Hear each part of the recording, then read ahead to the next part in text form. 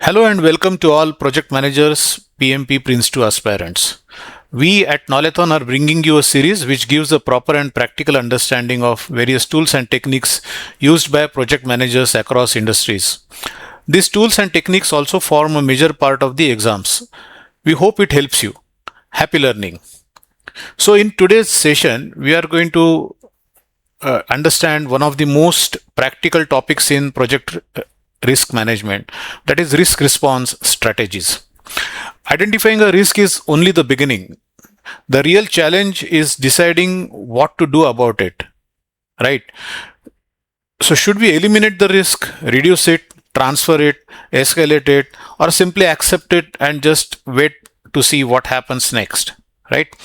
And when opportunities arise, how do we make the most of them? How do we utilize the opportunities and we make them happen? We enhance them, we emphasize to make them happen, right? So that we get the best out of it.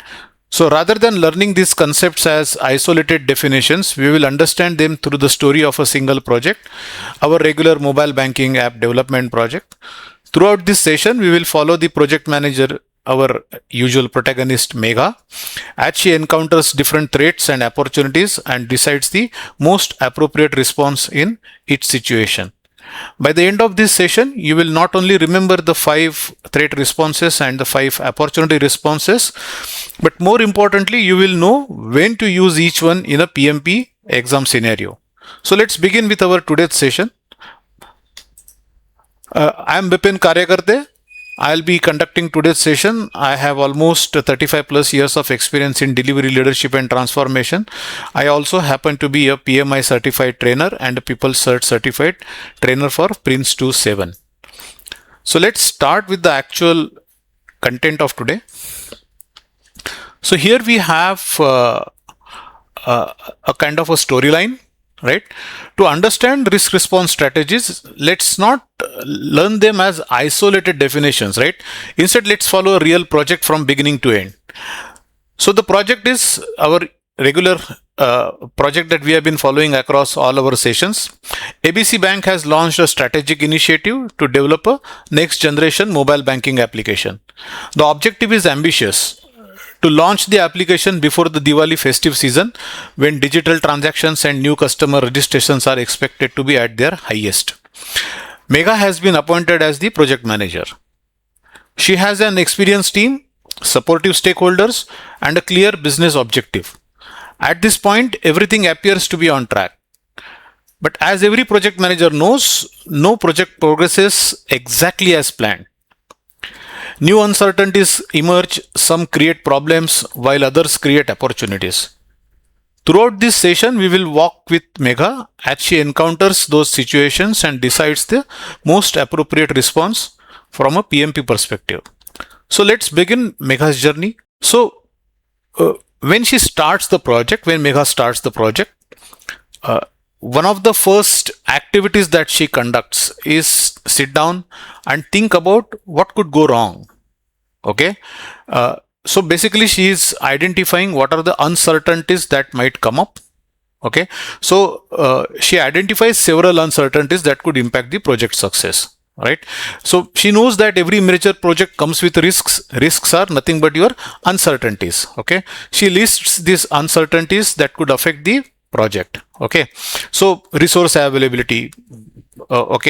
Some key team members may become unavailable due to constraints of other projects, or maybe they will take a leave, something like that. Technology integration with legacy systems may face challenges. Requirements changes. This is a typical scenario and a nightmare of every project manager. Customer needs may evolve during the project, right? Data security and privacy. So being a banking app, the data security and privacy are the most important aspects of the app. Security vulnerabilities could impact customer trust, right? It is a direct negative impact. Vendor dependencies, third-party delays could affect delivery commitments, budget constraints, cost overruns may affect project scope and quality, etc. So along with this, several other uncertainties have also been identified. So these risks could impact the goal of the project. And now she is sitting with her team to document them properly and then come up with a response strategy for each one of them. Okay. So this is the risk register that has been prepared by her along with her team. Okay. So before the execution begins, Megha identifies the key uncertainties and that could impact the project objectives. So this is the risk register. Just note that the risk register contains all the important information about the risk, and from a functional perspective, though there is no industry standard that your risk register should look exactly like this or that or something, there is no fixed template, but typically every risk should have a unique identification number, the description of the risk, category of the risk. Here we have several categories: technology, security, external, vendor, etc. What could be the potential impact if the risk materializes? So in this case, let's say face recognition may fail and loss of user trust and reduced adoption, or RBI regulatory requirements, scope changes and delivery delays, right? Or something as simple as that, like your furniture delivery delay, right? You are setting up the project office as this is going to be a co-located team, and then the delay in office setup and team productivity, right? So there is a dependency on the vendor here. So likelihood, that is the probability. So this is medium, etc., and impact is high, medium, etc. So now Megha has assigned some numbers for each likelihood and each impact. So she multiplies, or she takes the product of probability multiplied by impact, and she has put some risk scores. And the most important part of the risk register is to put an owner. That owner is the person who has to continuously monitor the risk, and then once the risk materializes, an immediate spring to action and start executing the response that has been planned. Similarly, we have the opportunities as well. Okay, so risks that could create added value, and threats are risks that could hinder project success. So these are the negative ones, these are the positive ones. So competitor delays product launch. Okay, so competitor also is coming up with something similar, right? So stronger market position and customer acquisition. If the customer delays, you have chance to capitalize and get a stronger market position. Okay, and get more customers who probably otherwise would have gone to the competitor, right? Or enterprise AI for fraud detection, technology magazine feature, technology partner support, AI chatbot adoption by customers, etc., right? So these are all the risks, positive risks, which are called as opportunities. Okay, if you see here, the risk score is likelihood, that is 1 to 5, into impact, that is again 1 to 5. So score guide is 1 to 4 low, 5 to 9 medium, 10 to 14 high, and 15 to 25 very high. So these are the legends for reading this particular risk register. Okay, so now she has identified the risks. Now she has to analyze and evaluate them, consult with her team, and come up with the appropriate response strategy for each one of them. Now, mind it that she has to be ready, or she has to have a plan ready for threats as well as opportunities both. Okay, so let's go ahead with that. Okay, so now the first one, she is now taking risk response planning for the threats. So the first one is face recognition may fail to accurately authenticate users under varied conditions, leading to login failures and reduce customer trust. Okay, so this is a threat. Now, what decision she is taking, right? We'll see a summary of all the risk responses at the end, but I'm just going through the flow. So for this, she is going to take the strategy of avoid. Now, what is avoid? Avoid is change the plan to eliminate the threat completely. Now she has to change the plan, or she has to do something so that the threat is eliminated completely beyond any doubt, right? So what Megha will do? Remove face recognition from release 1. Plan to deliver it in version 2 after further development and testing. So what she is doing here is, she is not confident that the face recognition feature will work, which will lead to a reduced customer trust in the release 1 itself. So release 2 will automatically have an impact of that. So what she is doing, she is changing the plan. She is deferring this particular feature to version 2 or release 2, and then in the release 1 she will release only that part of the product which is she is very, very confident of having it working properly, right? So that she avoids the failures, that login failure itself, and then reduce customer trust. These two probable impacts, negative impacts, are avoided. So result of differing is that the threat no longer exists for release 1, right? So avoid, what is our takeaway here? Avoid is change the project plan or scope to remove the threat entirely. Okay, so by avoiding the threat, Megha ensures a successful and secure release 1. And for release 2, she is going to have further development, testing, etc. She is trying to be as sure as possible when this particular feature is going to be released. So this is the first response that we are looking at, that is avoid. Next. Okay, the next threat is high transaction volume during Diwali festive season may cause performance degradation, slow response time, and poor user experience. Okay, so what she is going to do about it, right? So she is going to do she's going to take up the strategy of mitigate. Now, what is mitigate?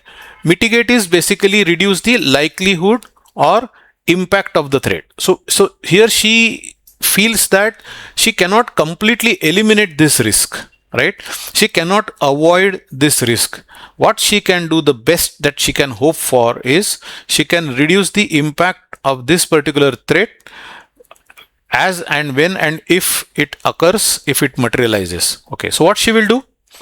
She will conduct load testing under peak conditions, optimize application performance, set up auto scaling and infrastructure monitoring, prepare a detailed performance contingency plan. What is auto scaling?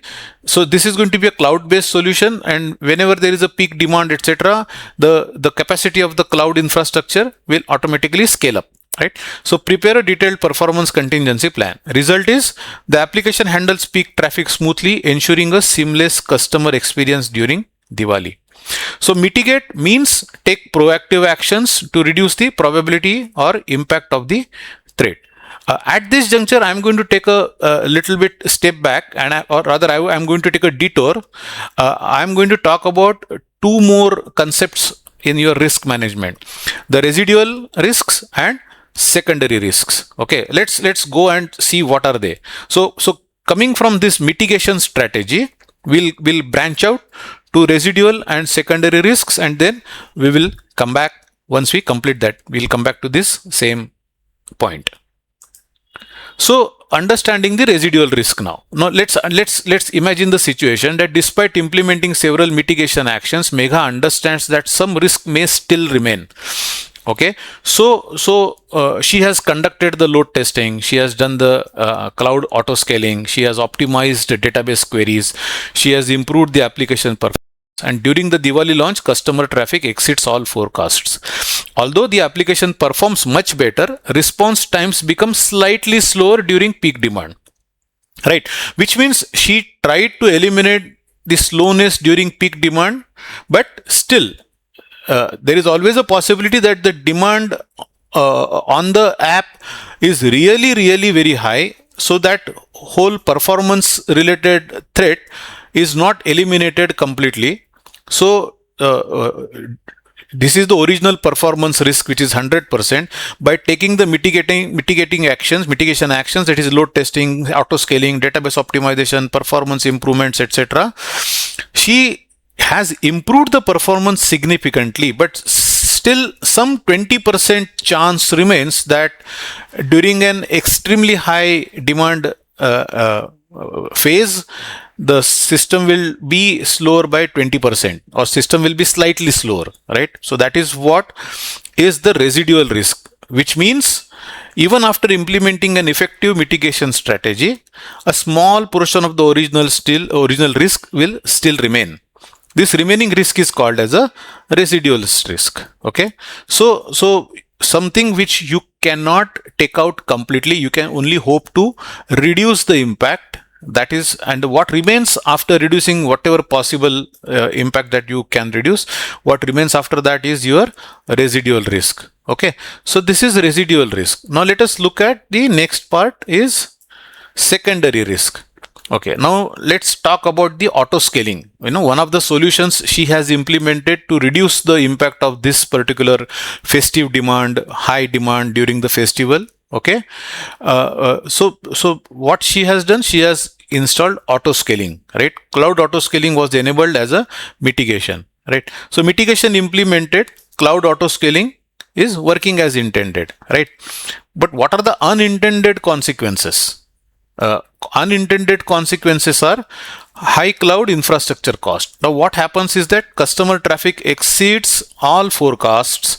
Cloud auto scaling keeps the application fast and available, but the cloud infrastructure bill shoots up dramatically. Right? So nobody foresee this, or this is not a regular risk.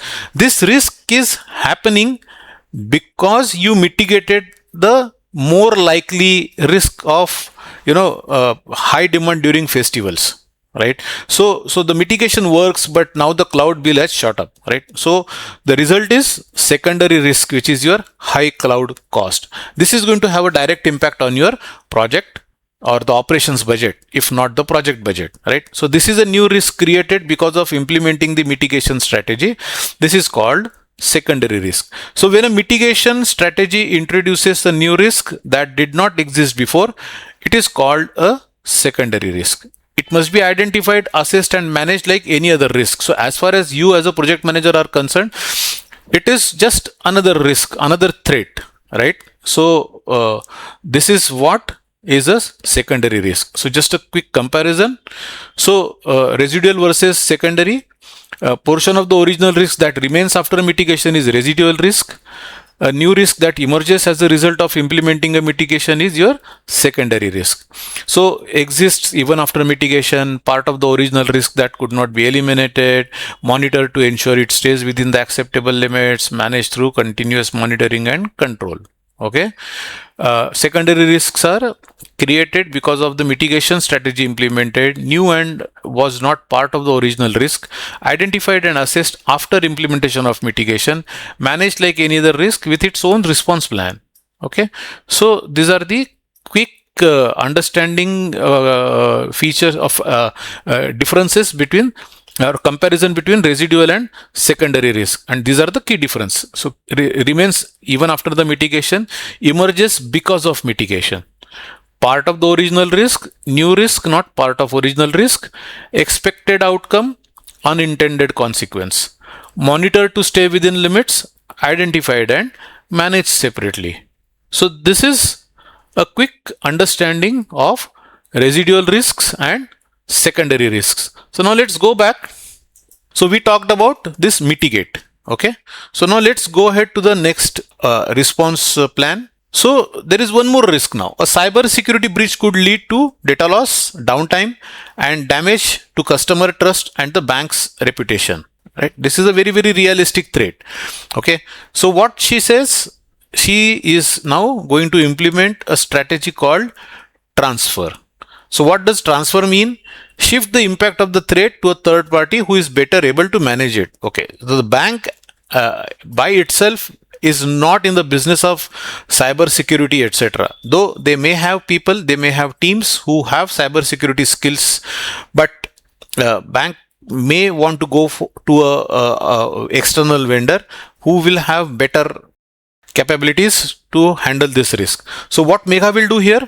Purchase cyber insurance to cover potential losses from data breaches and downtime, include cyber security requirements in contracts with cloud and technology partners, ensure vendors comply with security standards and accept liability for breaches. Result is the financial impact of a potential breach is transferred to the insurance provider and vendors, reducing the project's exposure. So she has transferred the impact or the outcome once that particular risk materializes. If that risk materializes, she will transfer the impact to a third party. Okay, generally this is the insurance part. So takeaway, transfer means shift the impact of a risk to a third party, that is insurance, vendor, warranty, etc. Okay, so next one is now new RBI regulations may require additional compliance steps and documentation. causing scope changes and delivery delays. During the implementation, suddenly RBI changes the guidelines or brings in additional compliance requirements. Okay, this is going to have a major impact on your project deliverables. Okay, so the decision that Megha is taking in terms of response strategy is escalate. Now, what is escalate? Elevate the threat to a senior leadership or the appropriate authority for decision. So escalate the issue to the compliance head and steering committee. Seek guidance on the regulatory changes and required actions. Obtain approval for scope, budget and schedule adjustments. Update the project plan based on leadership decision. So it is beyond her control. It is beyond her level as well to decide about what cost, etc., or what exactly needs to be done, because it's directly concerning the compliance with RBI, that is Reserve Bank of India, the central bank or the controlling bank in the country. So the result is timely decisions from leadership ensure compliance, reduce delays, and keep the project on the right track. Takeaway: escalate is elevate a risk to the appropriate authority when it is outside the project manager's authority or requires senior level decision. So this is the escalate risk response. Now let's go to the next one. There is a threat like delivery of office furniture may be delayed due to vendor constraints, causing minor inconvenience during office setup. Now she's setting up an office for herself and her team to work together, as it is a co-located team. Now there could be a risk that the vendor delays the delivery of the furniture, and then during that period there could be some inconvenience and it may have some impact on the deliverables or the project itself. Okay, but she identifies that it's a very, very low kind of a risk, and then what she says: acknowledge the threat. The Megha's decision is basically accept the threat, acknowledge the threat and accept it without any additional actions. So what does that mean? Acknowledge the furniture delivery may be delayed. No additional actions or resources will be allocated. Monitor the situation through regular status updates. Proceed with office setup using available furniture if the delay occurs. Right? And the result is the risk is accepted as the impact is low and can be managed within the project. So she need not break her head too long and too intensely. So the takeaway is accept is acknowledging the risk and decide not to take any further action unless it occurs, right? So this is what accept. Now the summary: there are 5 risk responses: avoid, mitigate, transfer, escalate and accept. Avoid: you change the plan or scope or try to eliminate the threat completely. Okay, used for when the threat is too risky or cannot be managed. Remove the face recognition from release 1, we will deliver it in release 2. Okay, next is mitigate. Take proactive actions to reduce the likelihood or impact when the threat is important but can be reduced. Performed load testing, optimized performance and set up auto scaling. This is what her response was. Transfer: shift the impact of the risk to a third party when a third party is better able to manage the risk. Purchased cyber insurance and included security clauses in vendor contracts. Escalate: elevate the risk to senior leadership or the right authority for decision when it is beyond the project manager's authority. Escalated RBI regulatory requirements to the compliance head and steering committee. Acceptance. Acceptance is just accept it and just do nothing about it. Acknowledge the risk and decide not to take further action when the impact is low and the risk can be managed within your current project. Accepted the minor furniture delivery delay and monitor the situation. Okay, so these are the 5 risk responses and their summary. So what is the takeaway? There is no one size fits all response. Select the strategy that best aligns with the risk's impact, likelihood and your project objectives. Okay, so effective risk response helps protect project outcomes and builds stakeholder confidence. Okay, so now we have seen all the threat responses. Now let's go on to opportunities. Okay, opportunities are basically positive uncertainties which will have a positive impact on the project. It will give you an opportunity to add more value to the project outcomes. So risk response planning, opportunity description. The largest Competitor has postponed its mobile banking application launch by several months, creating a window for ABC Bank to capture the market leadership. Okay, so what she's going to do about it, right? So she is going to exploit the opportunity, which means she will try to take certain actions to ensure the opportunity happens. So accelerate development to bring the app to the market ahead of competitors, fast track testing, approvals and deployment activities, launch an aggressive marketing campaign to capture early adopter segments, and leverage early launch to build brand leadership and customer trust. The result: ABC Bank becomes the first mover in the market, gains maximum customer acquisition, and strengthens its competitive advantage.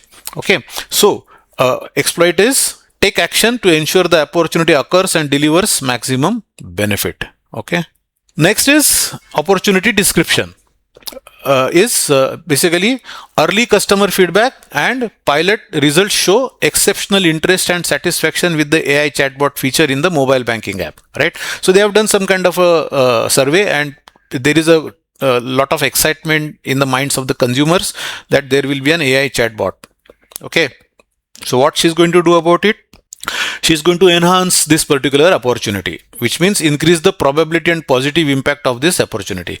So what she's going to do is enhance chatbot capabilities with more use cases and natural language understanding, add personalized recommendations and proactive customer resistance, integrate with more services to increase usefulness, promote the chatbot through in-app onboarding and targeted communication.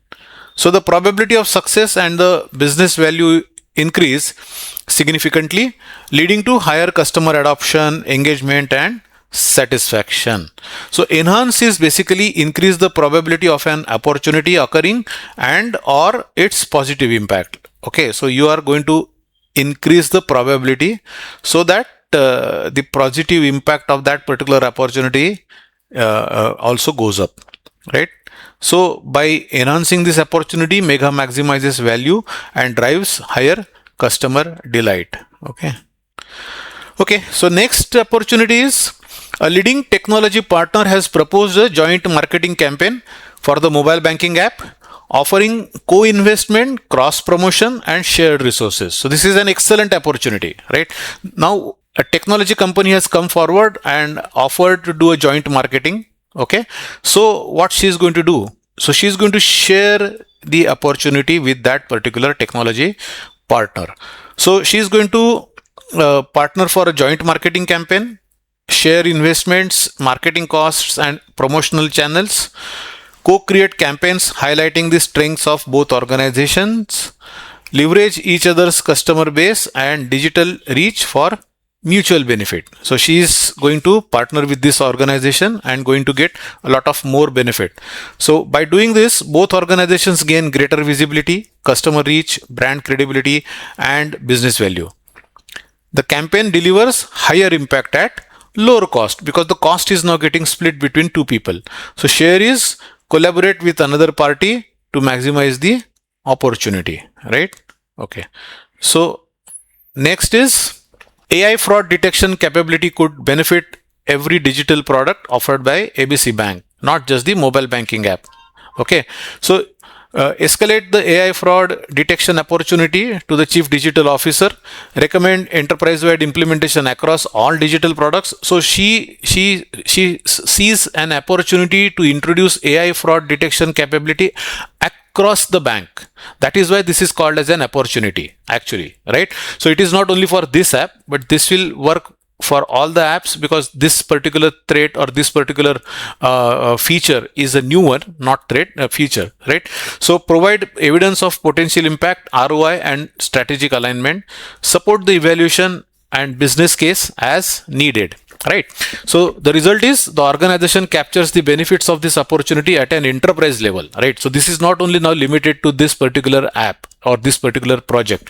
This is now at the enterprise level, creating greater value than if it remained limited to Mega's project. So now it has become an enterprise-wide achievement. Right. So escalate is opportunity belongs to the organization and not just the project. So she has pushed it upwards, right? So that the people higher up will take note of it, get advantage out of that opportunity.